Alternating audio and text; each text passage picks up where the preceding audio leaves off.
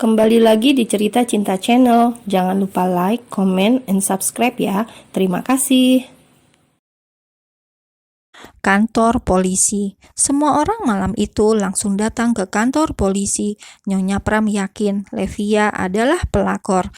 Dia mau melakukan pelaporan karena dia juga memiliki banyak saksi mata. Sedangkan Dirga, Levia, dan Diska, mereka juga datang ke kantor polisi yang sama. Dirga tidak ingin melepas tante-tante itu. Ia mau melaporkan balik. Di ruang pemeriksaan, dua orang saksi yang Nyonya Pram panggil sudah datang. Mereka berdua adalah asisten dan juga sopir pribadi suaminya. Katakan di sini sekarang, di depan penyidik dan juga teman prianya, wanita ini terus saja mengelak bahwa dia telah merusak rumah tangga saya. Kalian bilang sendiri kan pernah melihat suami saya ke villa bersama wanita ini? Nyonya Pram menunjuk dengan jarinya ke arah Levia. Asisten Nyonya Pram menyipitkan mata, kemudian berbisik ke telinga bosnya, takut didengar oleh orang lain. "Nyah, bukan ini, Nyah," bisik asisten dengan lirih. Toeng, toeng, wanita itu mungkin ingin pingsan saat itu juga. "Coba kau lihat baik-baik," bisik Nyonya sutradara tersebut yang kini mulai dilanda rasa gelisah. Otomatis Nyonya Pram sekarang panik, takut bila apa yang dikatakan sang asisten adalah benar. Bila ia salah orang, bisa-bisa ia yang dibui. Masalahnya, ia tadi sudah melakukan penganiayaan pada gadis tersebut. "Betulnya bukan ini." "Kamu yakin? Coba lihat dengan jelas." Nyonya Pram hampir putus asa, apalagi diliriknya tatapan Dirga yang seperti serigala lapar saat menatap ke arahnya. "Rambutnya pendeknya sebahu dan wajahnya tidak seperti ini." Asisten itu terus saja menyangkal bahwa orang yang ia lihat sebelumnya bukan Levia. Meski tidak pernah melihat dari dekat, asisten itu yakin bahwa mereka dua orang yang sangat berbeda. "Astaga," pekik Nyonya Pram dalam hati. Wanita itu kemudian meremas jari-jarinya dan langsung memanggil pengacara pribadinya yang baru saja tiba. Dengan sekali anggukan, pengacara itu datang mendekat. "Sebentar, saya mau bicara dengan pengacara saya," ujar Nyonya Pram tanpa menunggu respon Dirga dan Levia. Ia langsung meminta pengacara mengikuti dirinya. Mereka lantas bicara empat mata. "Apa yang terjadi, Bu?" tanya pengacara saat mereka hanya duduk berdua. "Kali ini bagaimanapun juga kamu harus bereskan kasus ini. Saya tidak mau dituntut karena pasal penganiayaan. Tolong cari cara agar saya bisa lolos." Sang pengacara menghela nafas dalam-dalam. Saat di perjalanan tadi, ia sempat mempelajari kasus secara singkat. Ia bahkan mencari tahu dengan siapa bosnya bermasalah. "Lebih baik ibu meminta maaf. Saya bayar kamu mahal-mahal, bukan hanya kasih solusi yang tanpa usaha tersebut," ketus Nyonya Pram. Mungkin gengsi mau minta maaf setelah banyak kata makian yang ia ucapkan sebelumnya. "Tapi Bu, orang yang duduk di sebelah gadis itu bukan orang sembarangan." "Tidak peduli, pokoknya berikan saja. Dia minta berapa untuk uang damai? Saya nggak peduli." Nyonya Pram kekeh tidak mau minta maaf. Biar uang yang bicara, ia mau ganti rugi saja.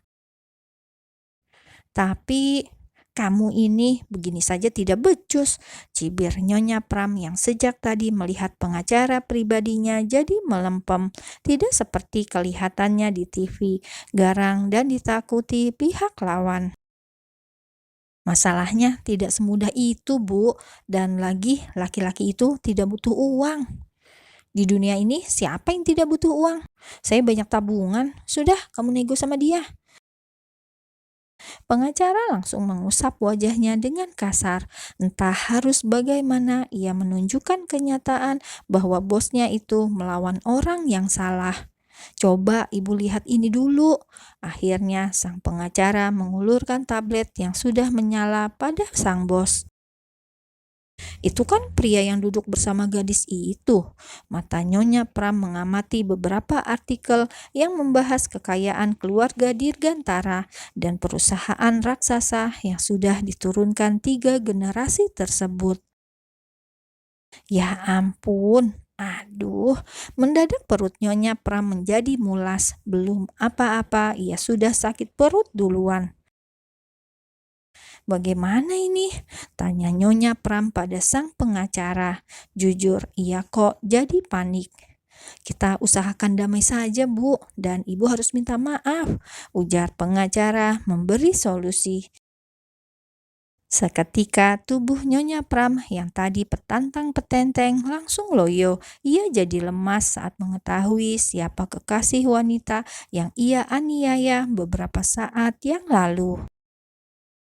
Akhirnya, berkat pintarnya sang pengacara menjembatani mediasi kedua kubu, mereka pun bisa duduk dengan kepala dingin, kecuali Dirga. Sorot matanya masih menyimpan dendam yang membara pada ibu-ibu yang sudah menghajar Levia.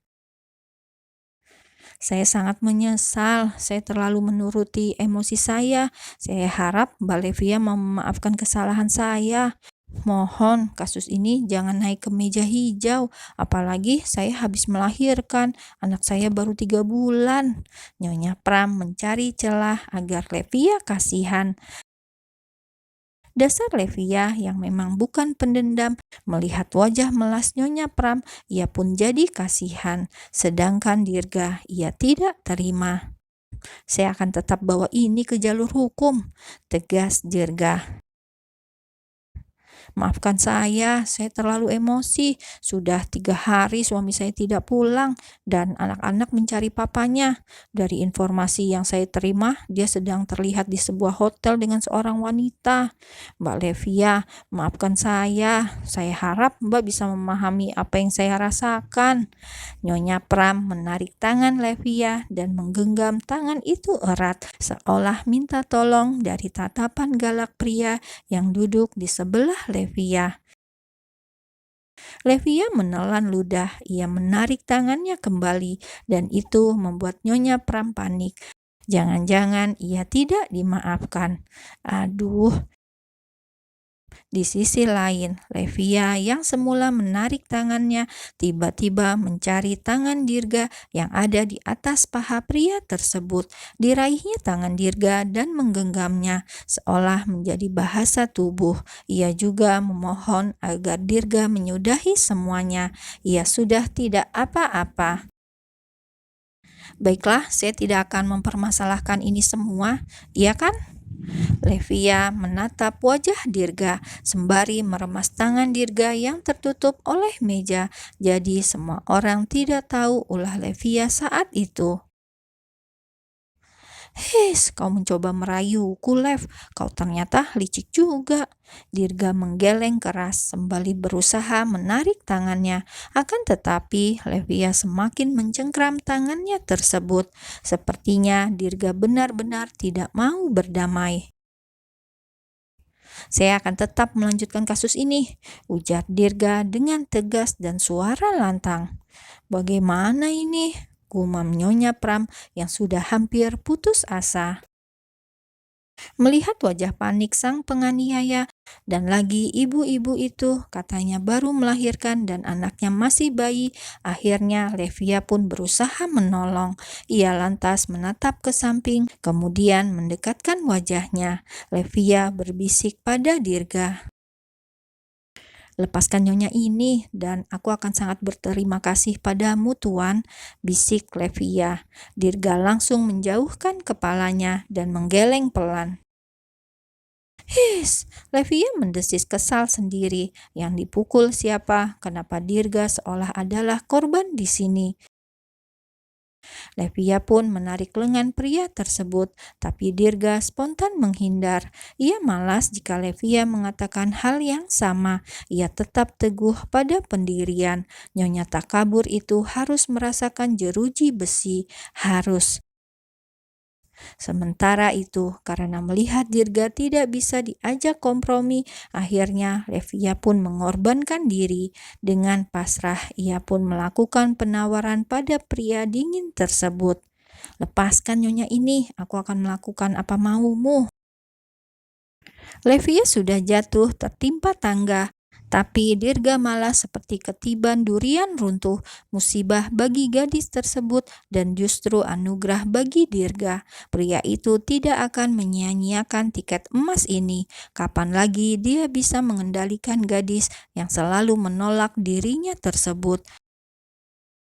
Dengan muka sok datar, Dirga menatap lurus dan tajam ke arah Nyonya Pram, wanita yang sudah menganiaya Levia sebelumnya. "Berterima kasihlah padanya, kalau bukan karenanya saya tidak akan melepaskan kasus ini," ucap Dirga dengan wajah serius dan penuh ketegasan. Seketika wanita itu langsung menghela nafas lega, setidaknya ia tidak harus bermalam di penjara. "Terima kasih," ucapnya kemudian dengan datar, seolah ia lupa tadi mengemis memelas pada Levia. Rupanya gengsi si ibu setinggi gunung Himalaya. Dan Dirga hanya bisa menahan kesal. Ia menyadari ketidaktulusan wanita yang melakukan kekerasan tersebut. Tapi karena berkat si ibu, ia jadi punya jalan mendekati Levia. Malam ini ia akan melepaskan wanita tersebut. "Ingat Bu, lain kali kalau hal seperti ini terulang, saya tidak akan tinggal diam." Dirga mengepalkan tangan dan meletakkan di atas meja, seolah ia sedang memberi kode keras pada si ibu penganiaya itu. Nyonya Pram pun langsung menelan ludah. Sepertinya ia ingin cepat-cepat pergi dari sana. "Sekali lagi, maafkan klien saya. Hal semacam ini kami janji tidak akan terulang lagi," ucap pengacara Nyonya Pram. Dirga hanya melirik. Ia masih jengkel pada wanita itu. Wajahnya sama sekali tidak tergambar penyesalan. Sedangkan Levia, lihat penampilan gadis itu sangatlah kacau. Tapi ya sudahlah, yang penting bagi Dirga, ia sudah memiliki senjata andalan. Barter ini dia yang menang banyak.